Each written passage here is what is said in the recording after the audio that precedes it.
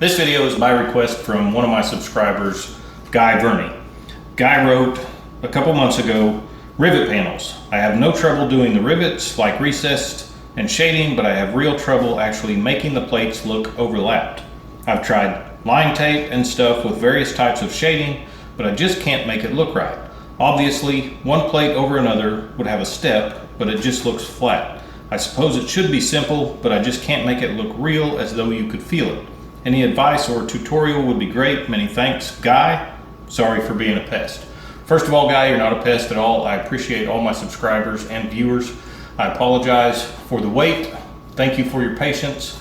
But in this video, we'll get into rivets and overlapping panels. I know Guy said that he understands the mechanics, how to render the rivets in a three-dimensional effect. For those of you that don't, we'll go ahead and cover that as well. So let's jump into it.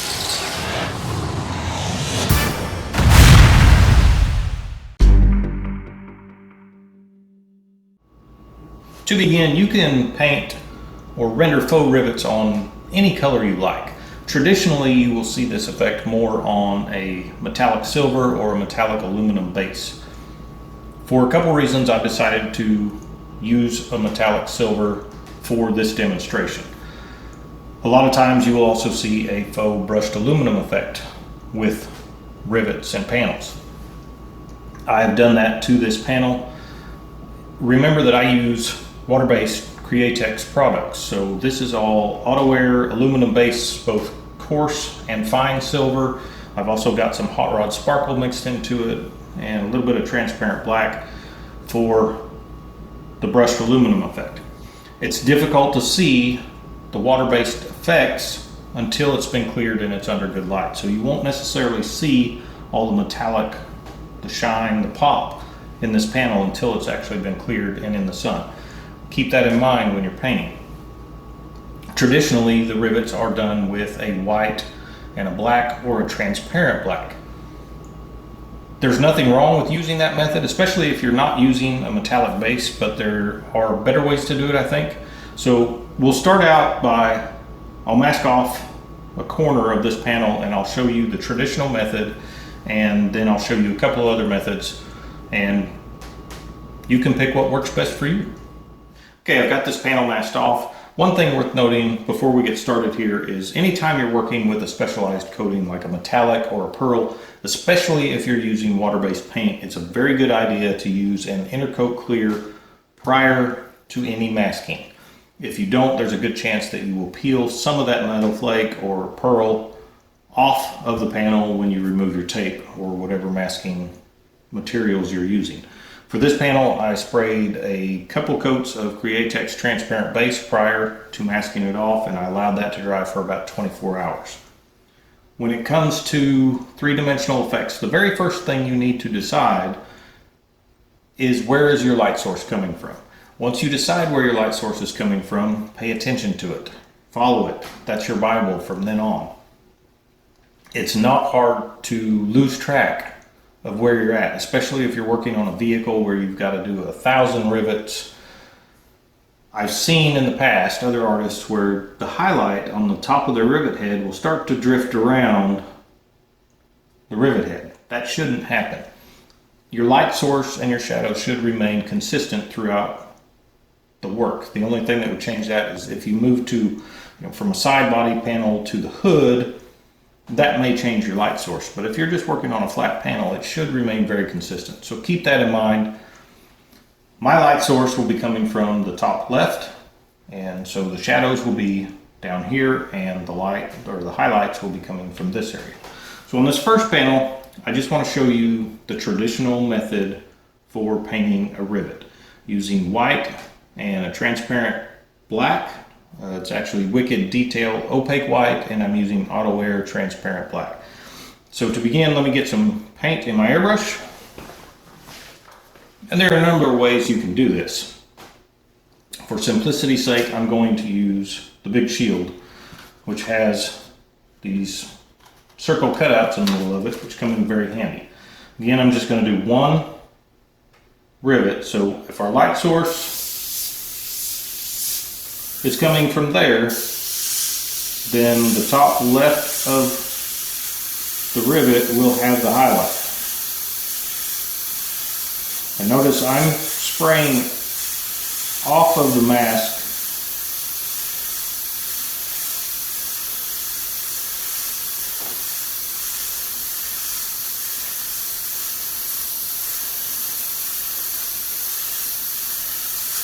so that just a sliver of a highlight is showing up actually on the panel. Most of the paint is going onto the shield.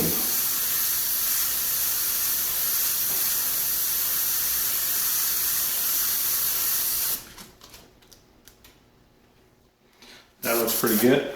Now, if our light source is coming from here, so this is the rivet head.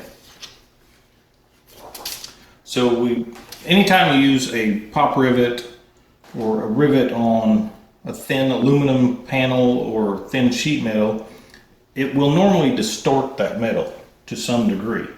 So if by putting that rivet into this panel, it put an indentation into the metal, then we would also have a highlight and a shadow in the metal itself.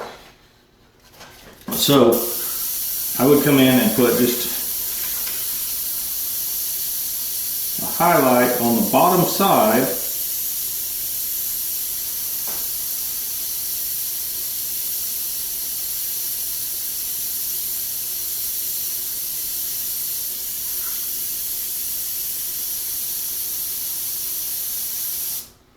of our rivet.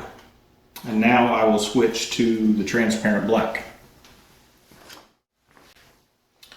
Okay, I've switched to the transparent black, and now I'll do the same thing.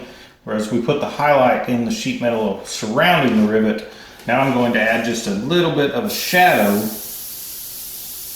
on the upper side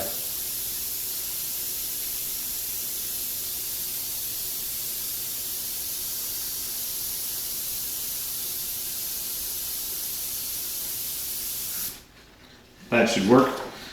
Now we need to put the shadow onto the bottom side of the rivet itself. So using the big shield again, I want to line up as best I can. And then I'm simply going to do the same thing with the black on the bottom side of the rivet head.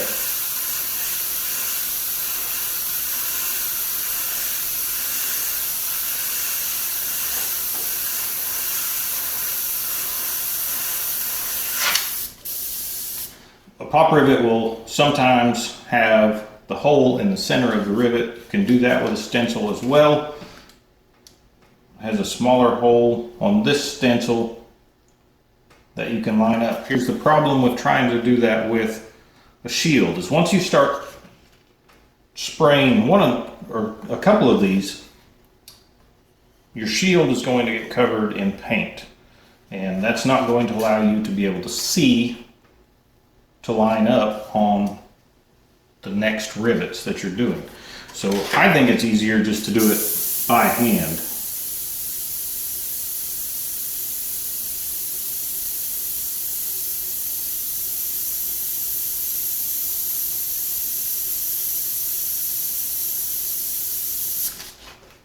And it doesn't have to be perfect. This is kind of crude. I didn't spend a lot of time on this, but that's essentially the traditional method for painting pop rivets on panels. The only other thing that we can do is I can clean the airbrush out and come back in with the white and just put a specular highlight on the top of that rivet head, which will bring it to life a little bit more. So let me clean the airbrush, put some more white in, and then we'll do that and we'll go from there. Okay, I've got white back in the airbrush, and again, I'm just going to come up and put a very small specular highlight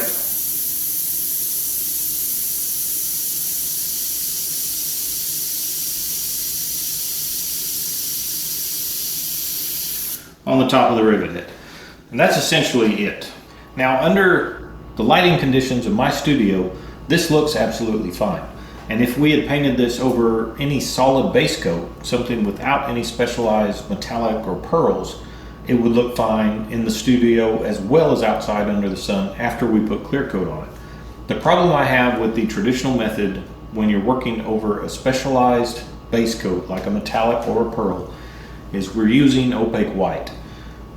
You'll see at the end of the video, after I've cleared this panel, when we take this outside under the sun, remember there's a lot of metallic, both coarse and fine and hot rod sparkle in this base coat. So there's a lot to be reflected off of the sunlight. The problem with the opaque white is everywhere we put this opaque white will kill all those little metallic particles in the base coat. So when you're waving this panel around in the sun after it's been clear coated, everything is going to be highly reflective except for those areas where we've got the opaque white. It will be very dead there. It kills the metallic effect behind it. That's the reason I don't particularly like the traditional method of doing three-dimensional rivets and panels over a metallic base. Over the years I've been asked, what about using the metallic silver that you used for the base coat for the highlight? You can do that. There's a couple problems with that. For one, I've put a faux brushed aluminum effect on this panel, so I cannot match that silver metallic color exactly. Even if I could match that metallic color exactly, when you're airbrushing the metallic silver on versus spraying it with the spray gun when I did the background, the metallics are not going to lay the same as they did when I sprayed the original background. So the effect is still, it's a little bit better, but it's still not great. I've also been asked about using a pearl white versus just an opaque white. Again, it's doable, but it's not the best way to do it. Again, rather than me standing here on video saying that's not the best way to do it, I'll mask off the top portion, unmask the bottom portion, and we'll do two rivets.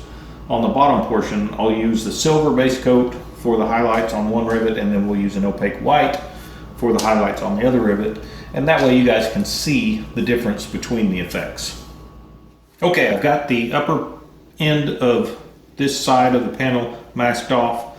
The lower end is now open, and these two rivets are essentially going to be painted the same way that we did the first rivet, with one exception.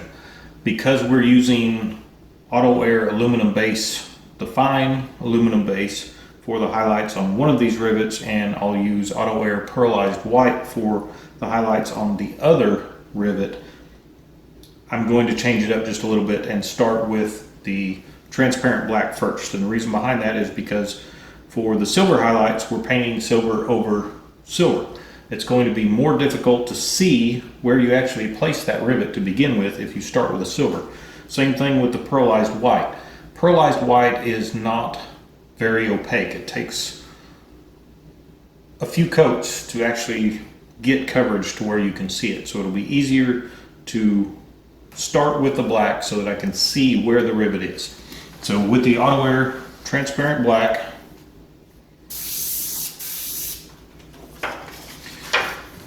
we'll put the rivet up here. Remember, our light source is coming from this end, so the shadowed side is going to be just like we did above.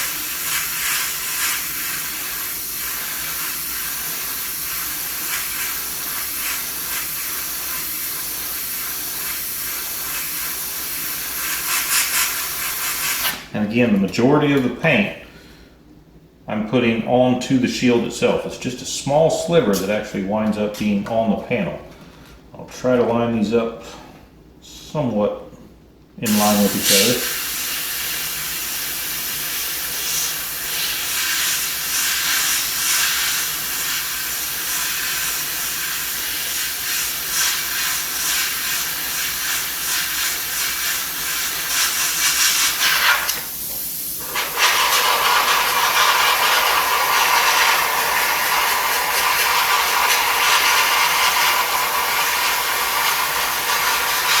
Always be sure you dry the paint on your freehand shields, because if I were to flip this over right now and stick it on the canvas with wet paint, I would leave a big old splotch of paint where I don't want it. So we've got the shadowed side of the actual rivet in place. Now we can come in and put the shadow in the middle around the rivet.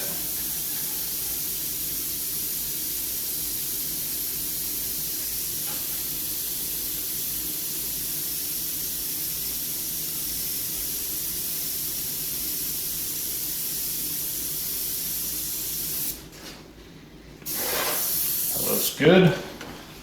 And you can paint rivets with or without the hole in the center of them. Some rivets have that, some don't. I'll go ahead and throw it in here on these just because we did it on the top.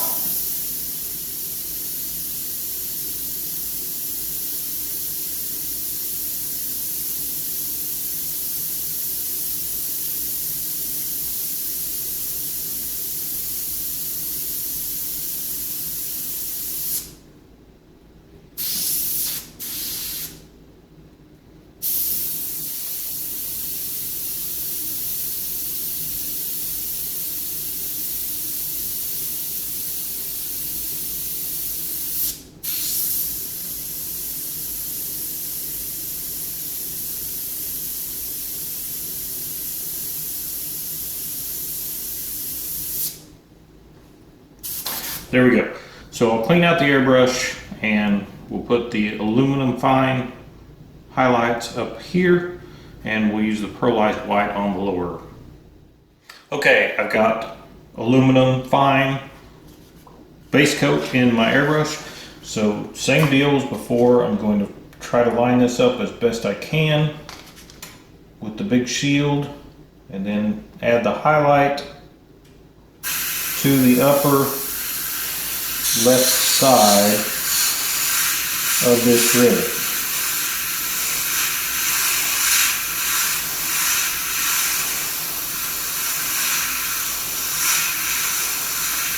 And the aluminum base is not going to cover very well either.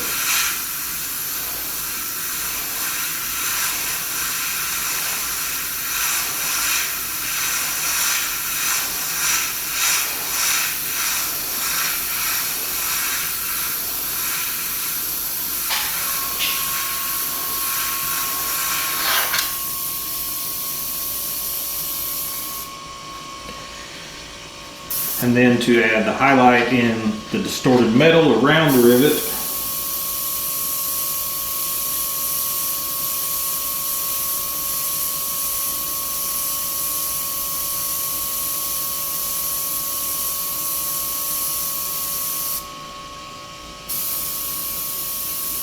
I got that a little bit wet.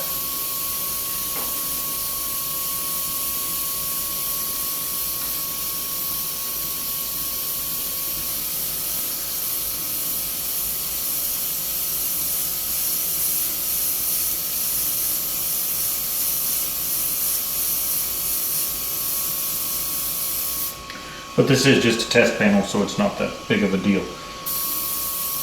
I don't even know if the camera is going to pick this up all that well or not, but for the second one, I'll clean out the airbrush and we'll go with the pearlized white and see what that looks like. Okay, I've got the pearlized white in the airbrush. Same drill, using the big shield, I'll try to line this up as best I can. And this will take even more coats than the silver did. And it's very difficult to tell that it's being put on at all.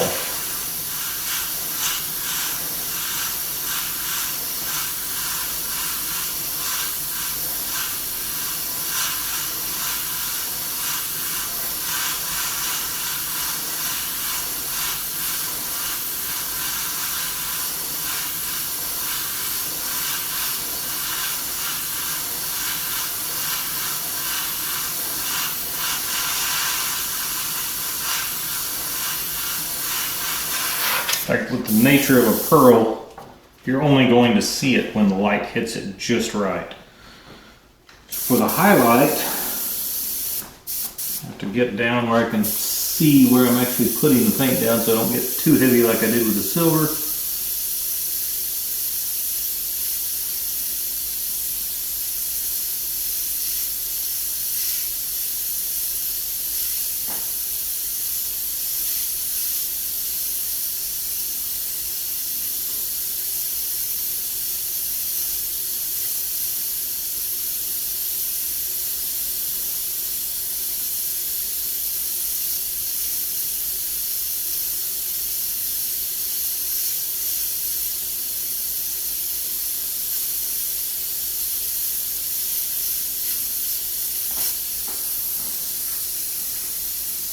I got a little heavy anyway.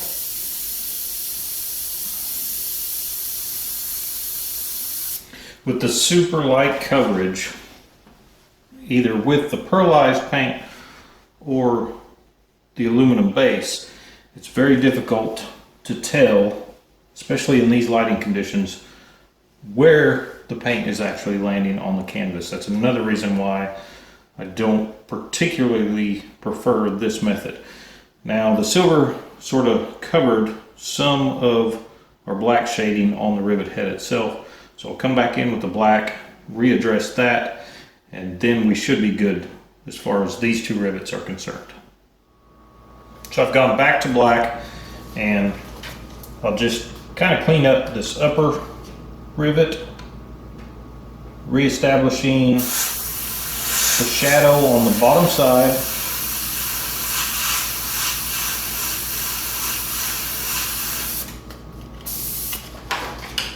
And the hole in the center.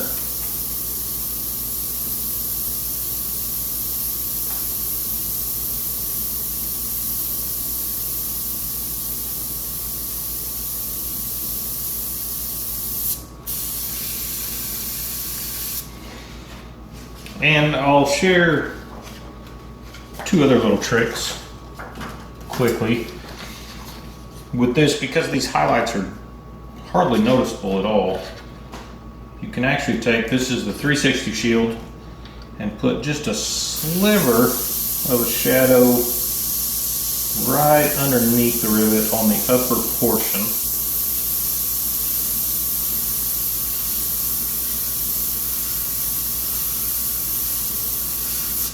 And all I'm doing is bouncing color off of the shield. And what I mean by bouncing is I'm primarily painting on the shield, but a small amount of color is going to come off of the shield and come around it. Now you want to be careful. You don't want that kick out on the bottom side of it. So I'm concentrating my spray just on the top.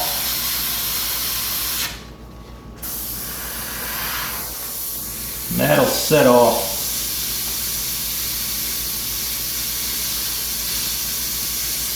the upper part of that rivet just a hair bit more than it was. Now I've got the same problem because I put paint over this shield. It's harder to see now to line this up.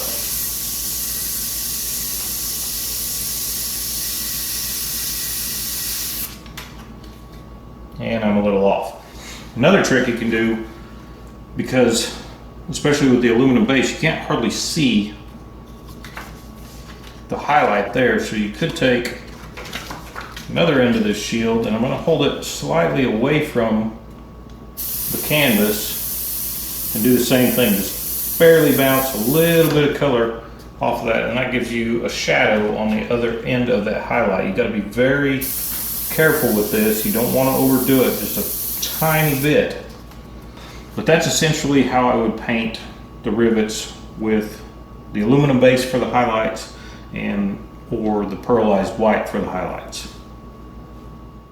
As is often the case, I underestimated how long it would actually take me to both explain and demonstrate on video the basic mechanics behind rendering rivets on a panel. For that reason, I've decided to split this video into two parts. So for part 2, I will show you guys the method I prefer to use when I'm working over a metallic base and doing this effect. It's a little bit different. It's similar to what we did on these two rivets, but it is a little bit different. And I've only seen the method I use, or something very close to it, a handful of times in the nearly 30 years that I've been doing this. I'll also cover overlapping panels and panels that butt together over here. And again, I will clear this panel once it's finished and show you guys what all these effects look like under the sun in good lighting. The studio is a little bit deceiving. I think the best angle for what we've done so far is at the camera that I have over here. You can kind of see the effects, but you can't. Again, you can't see that the opaque white is killing the reflectivity that we get from all the metallic particles in the base coat, and you can't really see that the pearlized white and the aluminum are laying differently. It still looks good, it just doesn't look as good in my opinion as the other method that I will show you. So I hope you guys got something out of this. If you did, remember to like, subscribe, and share. I'm Trevor with Wicked Art Studio. I'll see you guys next time.